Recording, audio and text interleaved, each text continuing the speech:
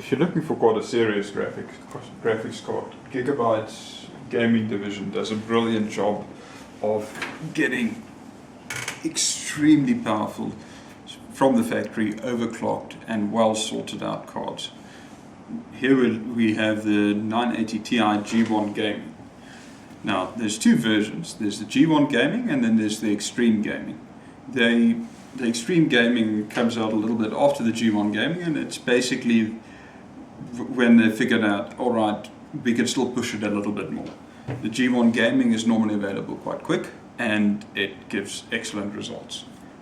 To put it in perspective, the 980 Ti from NVIDIA is got a base clock of 1000 MHz and a boost clock of 1075.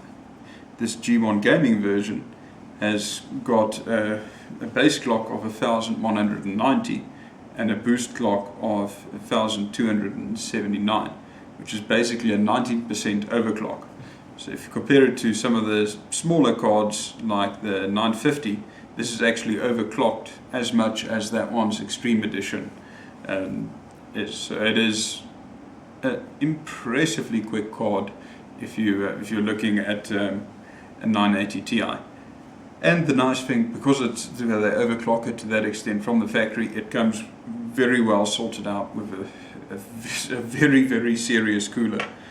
It has 5 thick heat pipes running the whole length of it. It's got a nice thick copper contact patch for the memory and for the actual processing unit, and it's got a full aluminium backplate that's very good at heat dispersal. So this thing is sorted out in terms of cooling. The nice thing is they actually leave quite a bit of headroom to still overclock it further. If you want, you could take a G1 Gaming and clock it to the levels that you're getting in the Extreme Gaming, but then you're going beyond the factory standard things. Some people like doing that, some people prefer not to. You are provided with two 8-pin power connectors, so there's plenty of power available to the card if you're looking to do that. Your I/O is 3 display ports, 1 HDMI and 2 DVIs. One is a dual link, the other not. It really is an excellent card. So why is there an Extreme Edition? The Extreme Edition takes it a step further. The Extreme Edition, compared to the base NVIDIA one, is clocked on a 24% higher base clock and 24.8% higher boost clock, which basically gives it a 1241 MHz base clock and 1342 boost clock. Now, compared to the G1 Gaming, that's a 4% on base and 4.9% on boost clock. So this is something which we recommend looking at when making your purchase decision. If you want the maximum, go for the Extreme Gaming.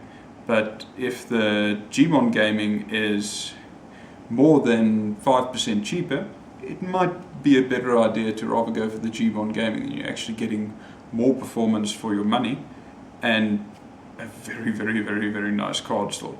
And you still have that headroom, but the headroom's available on both cards. Of course, you can clock the Extreme Gaming one a little bit further.